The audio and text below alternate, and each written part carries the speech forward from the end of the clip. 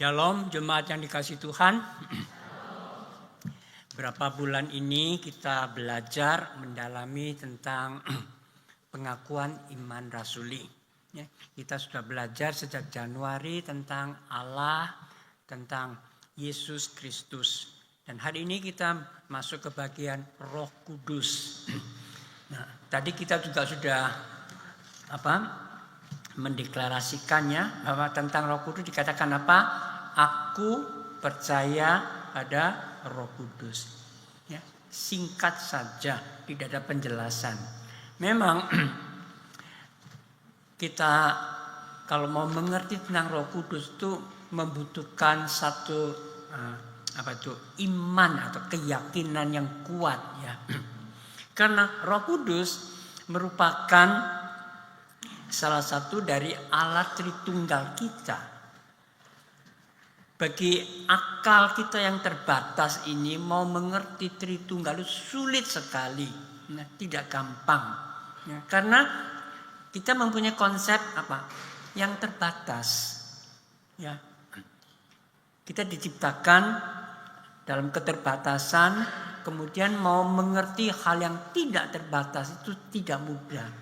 Tapi bukan berarti kita nggak bisa terima kenyataan ini atau kebenaran ini. Ya, jadi kadang-kadang kita perlu langkah.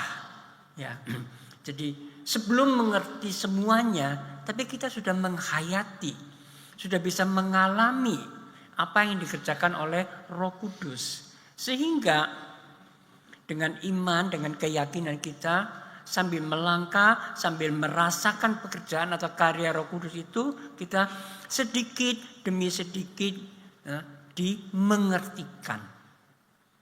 Ya, itu adalah keajaiban ataupun dikatakan satu kepercayaan kekristenan yang beda dengan agama-agama lain. Karena keyakinan kita atau kepercayaan kita itu datangnya dari Allah yang menyatakan diri kepada kita. Ya, beda dengan kepercayaan kepada atau agama lain itu dari manusia yang mencari Allah. Ya, jadi dengan pikiran sendiri, kemudian memberikan definisi tentang Allah, kemudian menetapkan siapa sebagai Allahnya. Tapi keyakinan orang Kristen itu beda. Allah yang tidak terbatas itu menyatakan diri kepada kita yang terbatas. Itu keunikan tersendiri.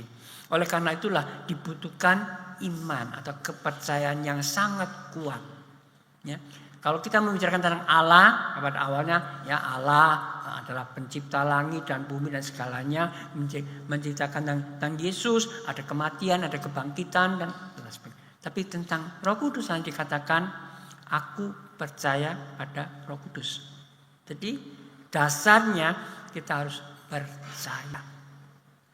Oke, nah hari ini oleh karena singkatnya waktu ya dalam ibadah, tidak mungkin kita bisa menjelaskan tentang Roh Kudus dengan sedetail-detailnya. Tapi saya akan merangkum dalam 4 poin yang dasar, ya 4 poin dasar saja yang paling tidak kita mengerti siapa itu Roh Kudus, apa yang Dia kerjakan. Ya, sebagai satu fondasi kita, kemudian di dalam menghayati nanti, kemudian dalam tuntutan kita, pembelajaran kita selanjutnya, kita makin mendalami ini. Yang pertama, saya mengajak saudara membaca dari Injil Yohanes pasal 15 ayat 26. Injil Yohanes pasal 15 ayat 26. Jikalau penghibur yang akan kuutus dari Bapa datang, yaitu roh kebenaran yang keluar dari Bapa, ia akan bersaksi tentang aku. Ini adalah perkataan Tuhan Yesus kepada murid-muridnya sebelum perpisahan. Karena Yesus tahu sebentar lagi Dia akan disalibkan, Dia mati, dikuburkan, dan Dia akan bangkit, kemudian akan kembali pada Bapa. Setelah Dia menyelesaikan tugas penyelamatan umat manusia. Nah, Allah berjanji akan menyertai umatnya untuk selama-lamanya. Nah, waktu itu murid-murid merasa sedih, ya. Selama 3,5 tahun bersama-sama dengan gurunya melayani. Dan sekarang Yesus mengatakan hal perpisahan itu. Maka Tuhan Yesus mengatakan, memberikan penghiburan kepada murid, jangan khawatir, jangan takut, aku tidak akan meninggalkan kamu.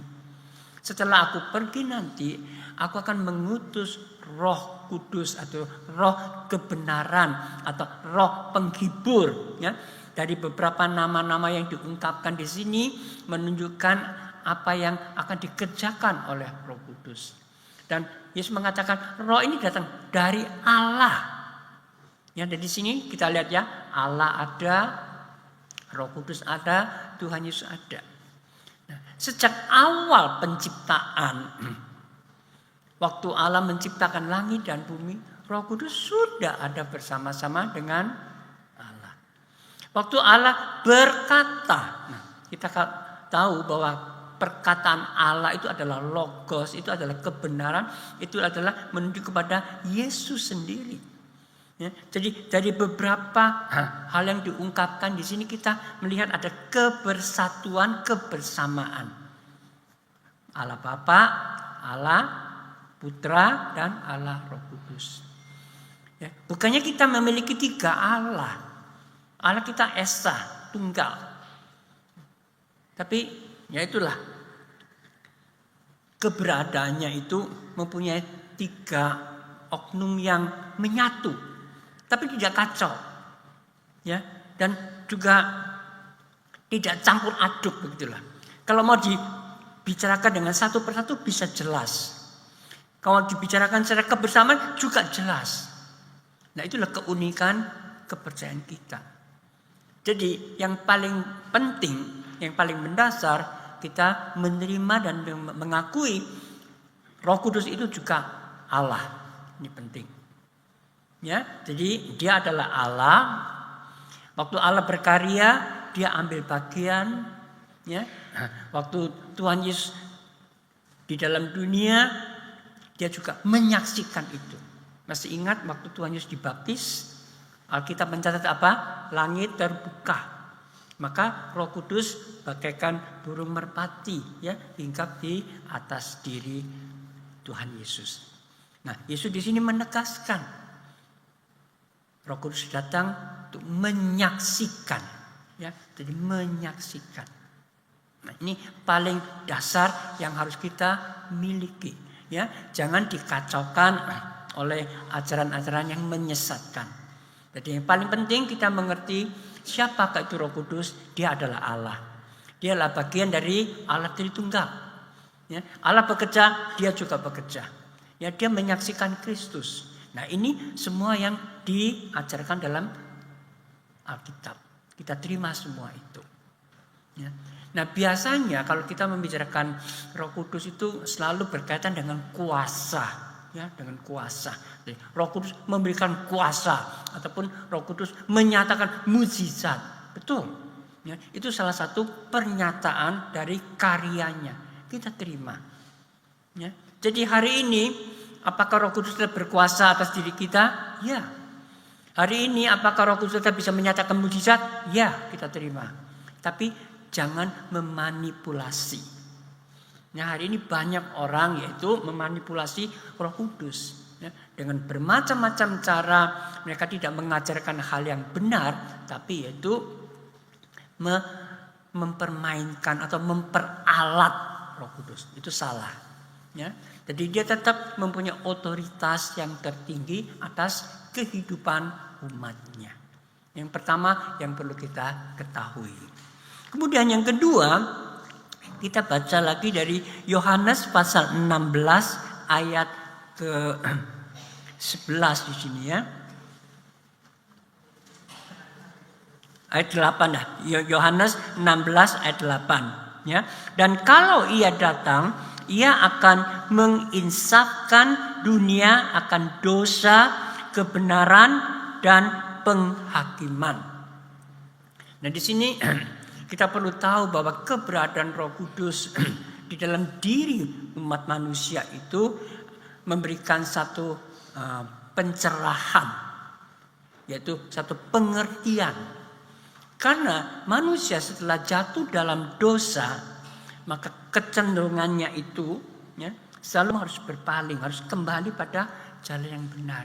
Ya, kemudian memberikan gerakan dalam hati itu ya, supaya mereka tuh mau merendahkan dirinya di hadapan Tuhan. Mau mengakui dirinya sebagai orang yang berdosa, butuh keselamatan. Nah saudara, kita tahu bahwa manusia itu angkuh sekali. Ya, angkuh sekali. Ya. Tidak mau direndahkan. Selalu jaga gengsi. Ya, itu sifat manusia. Kita tahu setelah Adam dan Hawa jatuh, Tuhan memusnahkan dengan air bah ya, dunia waktu itu. Tuhan memulai lagi menata kembali ciptaannya. Manusia mau mendirikan menara Babel, ya toh, mau menyerupai Allah, menandingi Allah, menyamai Allah. Nah, itulah sifat manusia. Nah, Roh Kudus dicurahkan datang dalam dunia itu ya, selalu mengingatkan kita, mengarahkan kita, menyadarkan kita supaya kita mau kembali pada Tuhan. Kalau tidak, maka kita akan menghadapi pengadilan yang terakhir nanti. Ya, jadi tentang hukuman yang ditimpakan kepada manusia yang tidak mau bertobat.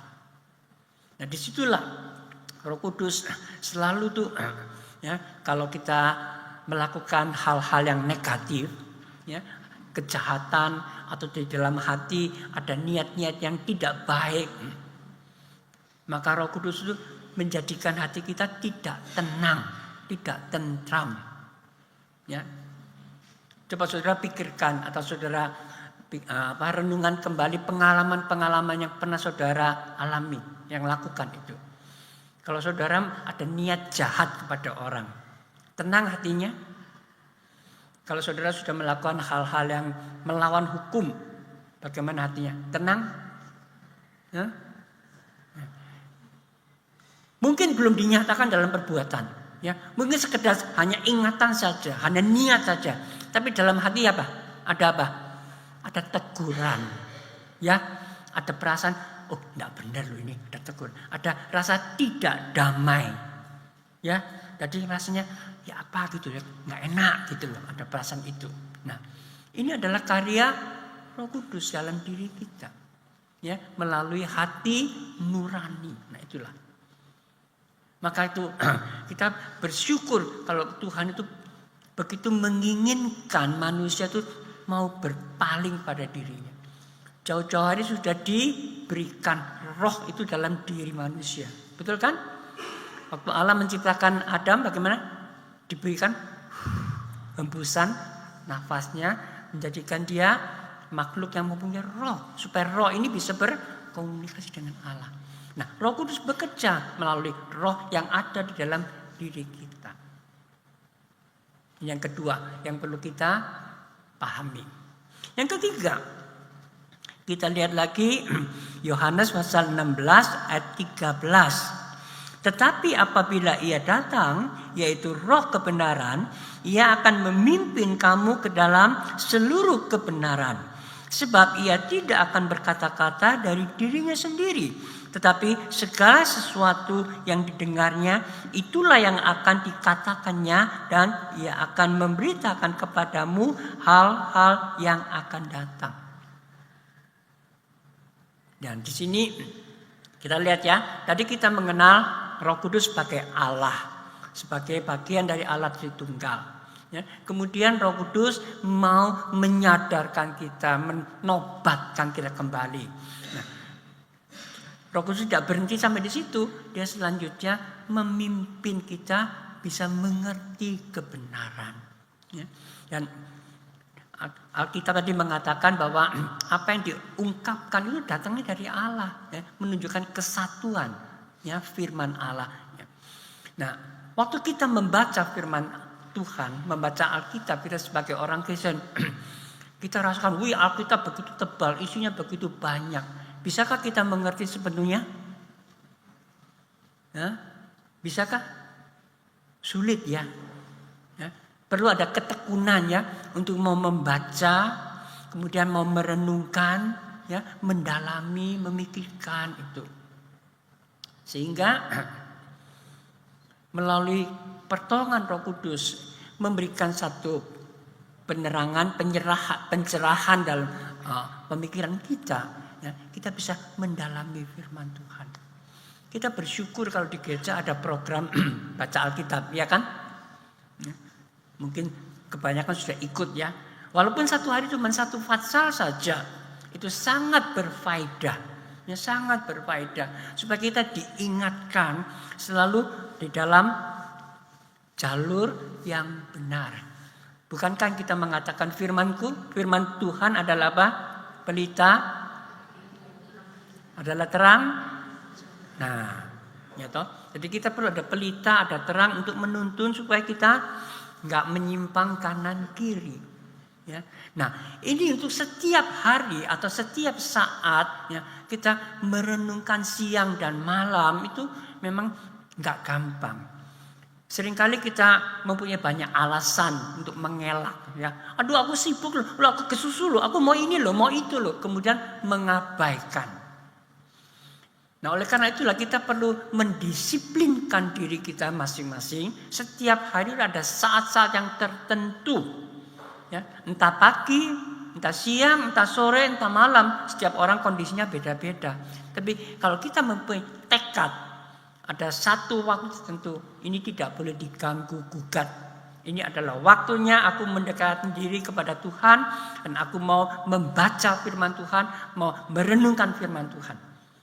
Nah, jikalau saudara bisa menekuni ini, saya yakin firman Tuhan itu betul-betul akan menjadi berkat bagi kita semua. Saya dilahirkan di dalam keluarga Kristen. Sejak kecil sudah dibawa ke sekolah minggu. Mengerti banyak cerita Alkitab mulai Kejadian sampai Wahyu. Ya. Tetapi saya betul-betul menerima Yesus sebagai juru selamat itu waktu saya SMP, umur 16 waktu itu. Mengikuti camp, terus mendapat pengertian tentang keselamatan itu, kemudian menerima Yesus sebagai juru selamat. Nah, sejak saat itu kemudian saya bertekad juga akan membaca firman Tuhan. Saya bertekad dalam 1 tahun saya akan membaca Alkitab 1 kali. Dari Kejadian sampai Wahyu. Saya jalankan itu. Cepat ya, 1 tahun 1 kali. Lumayan kan? Kadang-kadang 5 fatsal. Kalau waktunya banyak bisa 6 fatsal, 10 fatsal. Nanti kalau habis kesibukannya cuma 2 fatsal, 3. Tidak apa-apa, jalan terus pokoknya. Tiap hari tekun dibaca. 1 tahun selesai. Ya, jadi mempunyai satu gambaran kerangka yang secara utuh. Dari Kejadian sampai kekekalan nanti. Oh, ada satu gambaran. Ngerti enggak? Dibilang ngerti yang ngerti. Dibilang enggak yang enggak. Ya, cuman sekilas saja ada kerangka tentang Alkitab itu isi kira-kira beginilah. Itu tahun pertama saya baca. Kemudian saya bertekad lagi mengulang. Ya, waktu saya bertekad mengulang lagi, saya menghabiskan waktu hampir 3 tahun. Ya, untuk baca lagi dari Kejadian sampai Wahyu. Lu cek suwe nih. Tadi kok cepet ya 1 tahun. Kenapa? Karena saya ingin tahu lebih dalam. Jadi waktu membaca tidak sekedar lewat dibaca begitu, enggak. Seringkali itu menemu ayat-ayat yang berarti, ya, ayat-ayat baik. Saya kasih garis merah. Ya. Jadi Alkitab saya itu banyak garis, bukan dicoret-coret loh ya, cuma digarisi aja. Ayat-ayat yang berarti itu. Kemudian kalau ada itu belajar dihafal, ya 1, 2. Jadi agak lambat sedikit. Tidak apa-apa. Ya, itu kedua kali saya baca Alkitab. Baca hampir waktu 3 tahun baru selesai 1 kali. Kemudian kalau dipikir-pikir lagi lebih mengerti, lebih mendalami, ya. Tapi apakah bisa menguasai semuanya? Enggak. Ya. Saya masih mau lebih dalam lagi, masih banyak. Karena apa? Saya anggap firman Tuhan itu ibarat satu tambang, ya, tambang yang tidak ada dasarnya itu loh. Kamu keruk, makin digali, makin keruk, makin banyak. Itu menimbulkan antusias, keinginan tuh pengen tahu lagi, apa lagi. Ketiga kali saya mengulang membaca firman Tuhan tuh kira-kira hampir 5 tahun. Cek lamai. Ya. Kenapa? Nah sekarang giliran round ketiga saya baca Alkitab sambil buat catatan. Karena kalau nggak dicatat gampang lupa atau kewajibannya karena harus membahas setiap kitab dalam Alkitab itu selama 4 tahun saya tidak tahu sudah membaca berapa kali itu firman Tuhan. Bukan sekedar baca tapi mengupas dan sekarang ini ada bimbingan dari dosen. Ya, dibahas kemudian ada kelompok-kelompok itu yang baca. Jadi lebih mendalami lagi. Lumayan kan? Ya, sudah depan itu sudah 3 kali mengulang, sekarang dalam seminari 4 tahun, wah, digenjot lagi gitu. Cukup? Cukup? Enggak cukup. Ya, setelah lulus saya melayani di gereja, bahkan sampai hari ini saya tetap mau belajar firman Tuhan. Tetap mau mendalami firman Tuhan. Ya itu yang saya katakan tadi. Ya, makin menggali, makin banyak yang dimengerti. Nah apalagi sekarang kalau saya membaca Alkitab bukan untuk diri sendiri. Ya, saya membaca firman Tuhan, membahas firman Tuhan, mendalami firman Tuhan apa? Untuk jemaat. Jadi saya olah, kemudian saya sajikan kepada jemaat. Jadi bukan saya sendiri yang menerima berkat. Nah, berkat ini juga saya sajikan kepada jemaat. Nah disitulah ya, saudara, saya membutuhkan Roh Kudus. Kalau hanya mengandalkan kepandaian, kemampuan di sini, enggak mungkin. Belum lagi ditambah usia yang makin lanjut, sini belajar sampai sini lupa yang sana. Sampai sini, yang sini lupa. Itu loh. Ya. Maka sekarang saya makin tekun apa? Belajar menghafal. Bukan 1 ayat, 2 ayat, tapi 1 paragraf itu. Kalau tidak, otak ini bagaimana? Tumpul. Nah itu loh. Ya. Oleh karena itulah, saudara, kalau saya khotbah kepada jemaat, selalu yang sama-sama, bagaimana rasanya? Membosankan, ya. Jadi ibarat di depan saya ini sudah disediakan bahan-bahannya, ya. Saya jadi koki rohani, ya. Jadi saya harus mengolah firman Tuhan ini, kemudian disajikan sesuai dengan kebutuhan jemaat. Kalau saudara pesen rantangan tiap hari dikirim nasi campur, ya kan bosen ya. Sebenarnya dikirimi sayur asam toh, ya bosen kan perlu menu yang macam-macam. Jemaat kan begitu kan ya tuntutannya toh. Nah itulah. Nah seringkali jemaat mendengarkan khotbah tuh, apalagi sekarang ada YouTube. Nah pilih ya mana yang sesuai dengan selera, ya toh. Jadi mengikuti pengkhotbah. Bukan mengikuti ajaran firman Tuhan. Nah itu bahaya. Saya ingatkan. Ya, memang Tuhan memakai banyak pengkhotbah yang hebat-hebat. Ya, tapi ingatlah, kita bukan mengikuti pengkhotbahnya. Ya, kita harus belajar apa yang dikhotbahkan, yang benar. Karena di dalam surat Timotius, Paulus sudah mengingatkan di akhir zaman banyak pengkhotbah-pengkhotbah yang hanya menyenangkan telinga kita. Jadi mengatakan hal yang baik-baik saja. Tidak ada teguran, tidak ada nasihat, tidak ada dorongan. Kita hati-hati. Ya, oleh karena itulah saya menghimbau kita jangan hanya mengandalkan mendengar khotbah. Kita sendiri juga harus tekun ya, mendalami sendiri. Nah, ini Roh Kudus akan menuntun. Ya, ini yang ketiga.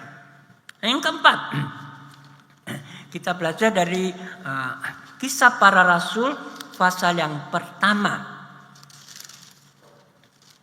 Kisah Para Rasul pasal pertama ayat 8 dikatakan, tetapi kamu akan menerima kuasa kalau Roh Kudus turun ke atas kamu, dan kamu akan menjadi saksiku di Yerusalem dan di seluruh Yudea dan Samaria dan sampai ke ujung bumi. Roh Kudus dicurahkan memberikan kuasa, memberikan kemampuan, memberikan keberanian supaya kita bersaksi bagi namanya. Kita semenjak percaya pada Tuhan Yesus, kita terima Dia sebagai juru selamat, Allah kan tidak langsung membawa kita pulang ke surga. Betul nggak? Ya toh? Kebanyakan kita kan begitu.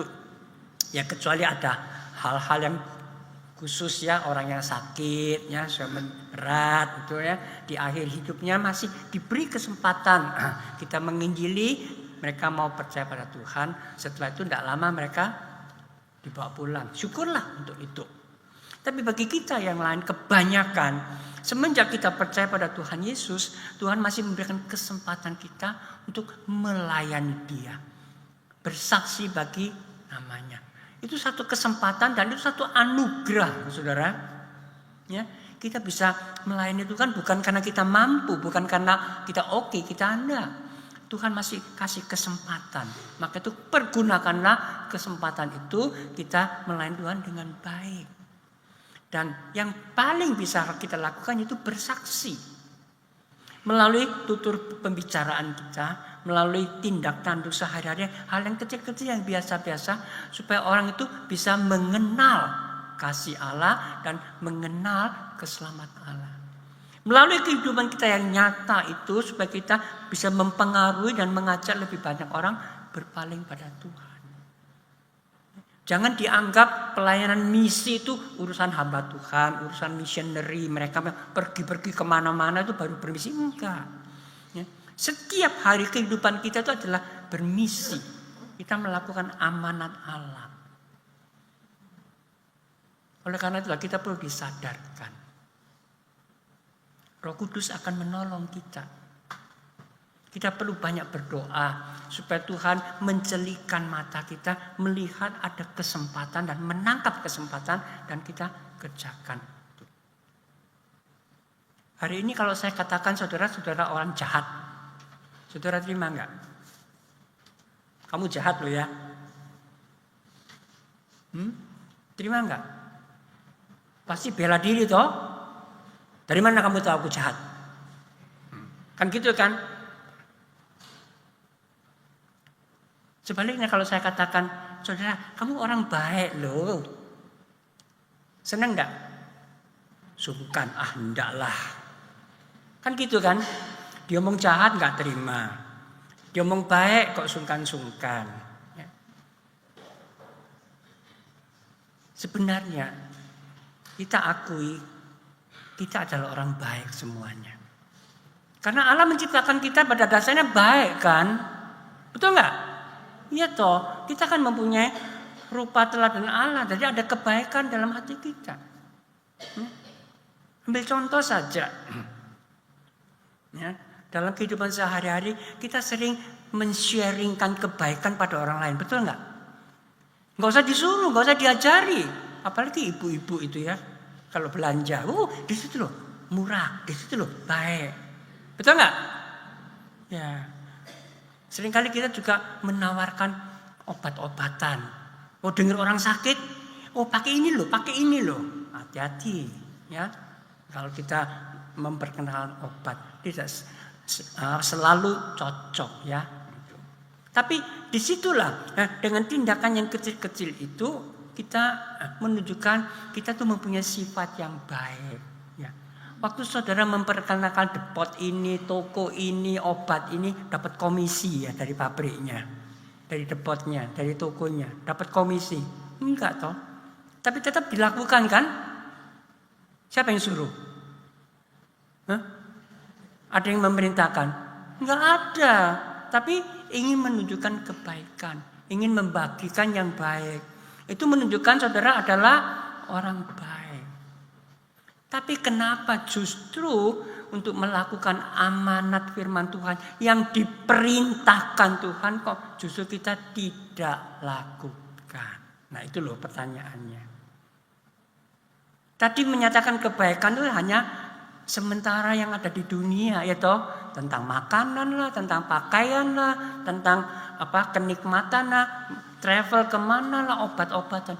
Itu semua yang sementara di dunia. Saudara justru melakukan. Gak ada yang suruh, gak ada yang komisi, tetap dilakukan. Tapi amanat Tuhan,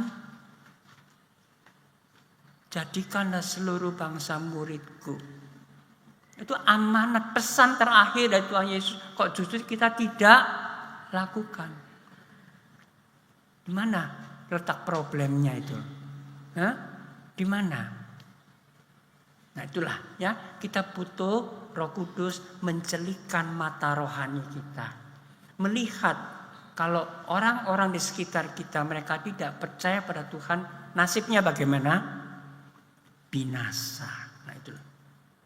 Ya. Nah ini berkaitan dengan kekekalan. Nah kita perlu ada satu kepekahan ya dalam hal ini. Nah, biarlah Roh Kudus terus menggerakkan hati kita, menerangi hati, mendorong kita, memberikan semangat, memberikan keberanian. Ya, kita bersaksi untuk membawa lebih banyak orang berpaling pada Tuhan. Saudara, 4 hal yang saya sebutkan hari ini itu merupakan hal yang paling dasar yang perlu kita ketahui tentang Roh Kudus. Ayo kita ulang. Pertama, kita mengenal Roh Kudus juga adalah Allah. Ya, dia adalah bagian dari Allah Tritunggal. Ya, dia melakukan apa yang Allah kerjakan dan tetap sampai sekarang. Ya. Alkitab mengatakan Allah kita bekerja dari dahulu, sekarang sampai selamanya tidak berhenti. Roh Kudus ambil bagian. Jadi hari ini kita juga bisa merasakan Roh Kudus bekerja dalam hati kita, dalam hati manusia. Ya. Yang kedua, Roh Kudus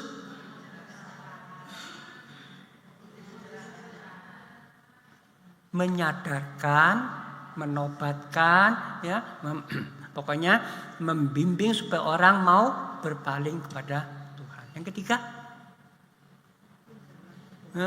Roh Kudus memimpin kita masuk dalam kebenaran, ya, mendalami kebenaran, mengerti kebenaran. Ya. Yang keempat,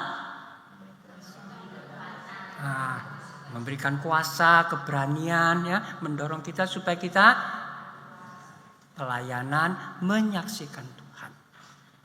Oke, 4 hal ini mohon dimengerti ya dan diingat.